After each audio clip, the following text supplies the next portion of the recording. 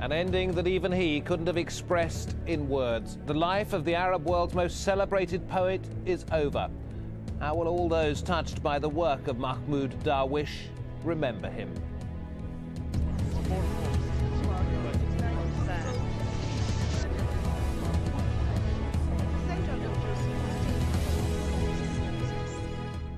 Welcome to the programme. I'm David Foster. He gave a voice to Palestinians longing for their own state. Sometimes he was even critical of his own people. On Wednesday, thousands turned out to pay their respects to the poet Mahmoud Darwish. It was the biggest funeral in the West Bank since Yasser Arafat's 4 years ago. Noor Odeh reports on a final farewell. Mahmoud Darwish mourned in Palestine and beyond.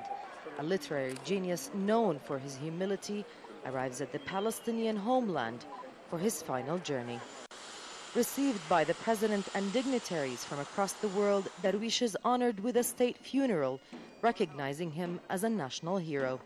It was an emotional ceremony. Mahmoud Darwish was a teacher, a scholar, a shining light in the art of literature and excellence, the essential art for our people's course of resistance. He was a steadfast hero, sacrificing and selfless, a leader of his people on all fronts of resistance.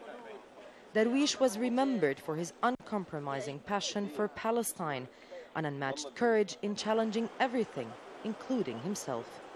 A poet recognized for his invaluable contribution to the Arab language and modern poetry, Mahmoud Darwish left a universal imprint on literature, with his poems translated to over 20 languages. People are mourning Mahmoud Darwish because they believe in his cause, they believe in his message, and he was the pulse of their conscience.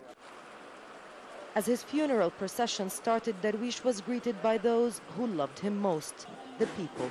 It was a ceremony full of symbolism. Next to Ramallah's cultural palace, thousands gathered to receive him at his final resting place, overlooking occupied Jerusalem, a city he dedicated so much of his poetry to.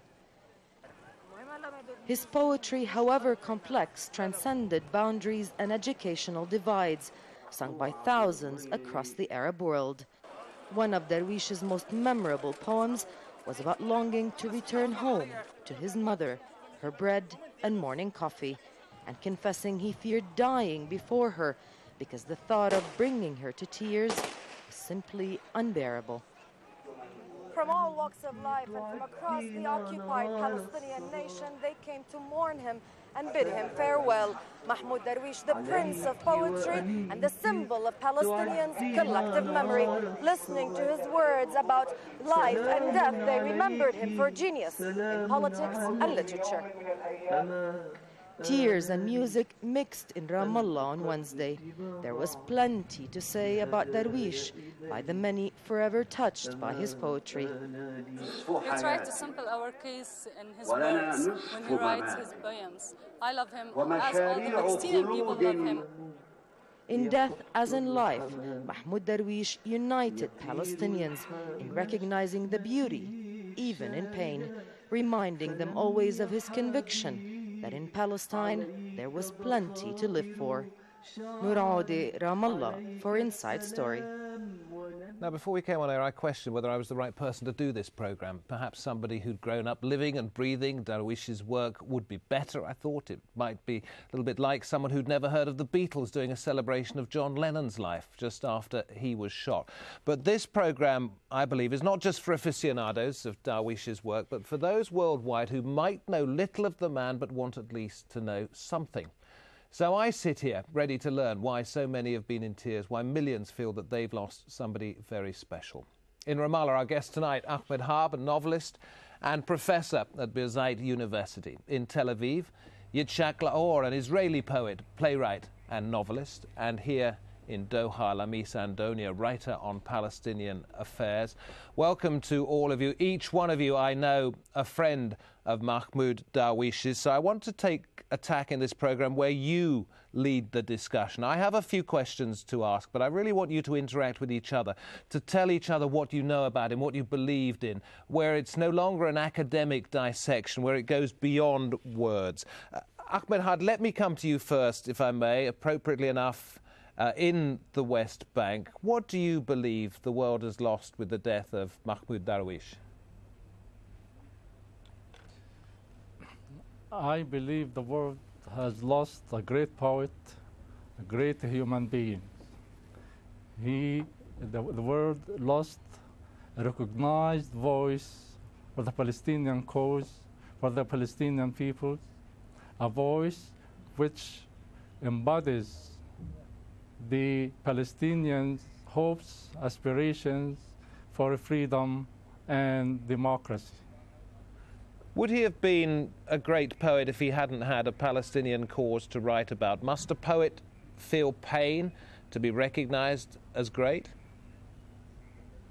I think so. I think he could be a great poet without maybe the Palestinian cause, but it seems that, as in any case, with any poet, that the environment, the circumstance of the poet would give a recognized voice, a recognized way of expression. And in the case of Mahmoud Darwish, he gave a recognized expression for the Palestinian cause to all humanity. He achieved, through the Palestinian locality, I would say, the international recognition, and he's succeeded, I think, to extend the word to the whole world. Lamis, you were telling me that you'd hardly slept since you heard the news of his death. You felt very, very close to him. What's the deepest pain that you feel at the moment? The loss of a great writer, an inspirational man, or a friend? The fact that he's no longer around. We have relied on him as a poet, as a friend, as a human being, to always incite us for love, invoke the best in us, speak to our inner feelings. He was motivated by love, and he taught us that the motivation should be love for life, because if you want to struggle for justice, it cannot be motivated by hate, but it's the love for life and for humanity that should be our mover. We will miss his presence in our lives. He will miss the fact that he, at every juncture of our history, was telling us how we feel better than we could ever say. He was describing and telling our story, and telling the story of the human condition in a broader meaning better than anyone could say. We will miss his presence. I'll miss him personally. I'll miss him as a Palestinian. I'll miss him as a human being. Ahmed, you were nodding as Lamis was expressing those sentiments. Let me ask you both, before I go to Yitzhak Laor in Tel Aviv, was he a happy man?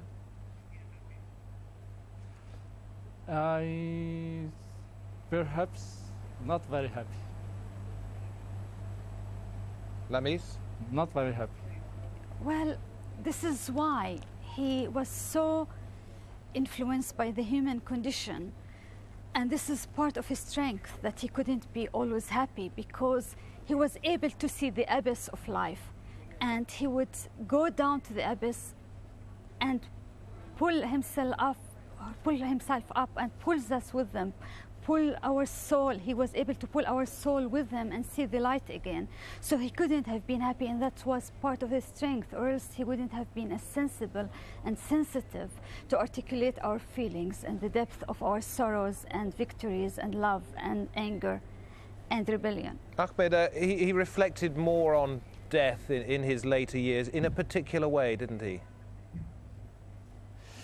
Yes, he reflected a lot on his death, especially after 1998, and it seems that he was eulogizing himself in his late works, and he tried to philosophize the idea of death, to challenge the idea of death, as if he is saying, in other words, that you, death, will not defeat me.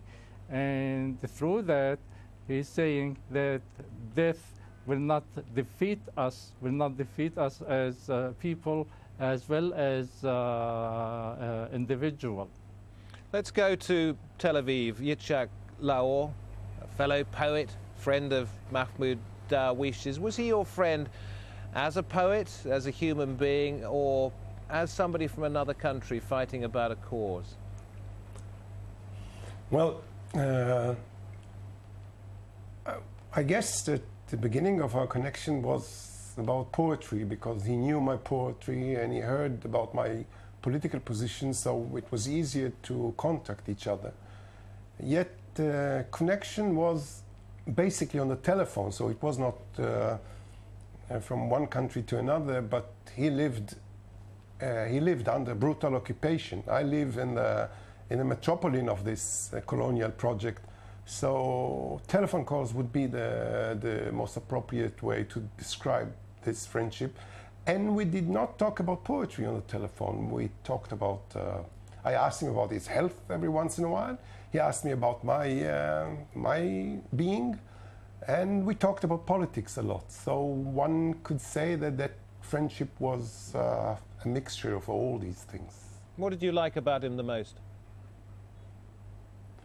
The way he used to encourage me. I mean, him in Ramallah, calling me in Tel Aviv, and trying to encourage me and to just to ask and to try and to see the positive side of things. Even if he didn't find much, he would ironically joke about it. I mean, he had a great sense of humor. Now, at an early stage of his life, Darwish said, "Against barbarity, poetry can resist only by confirming its attachment to human fragility, like a blade of grass on a wall, while armies march by." After the break, we'll be discussing the role of poetry in changing society. Stay with us, if you will.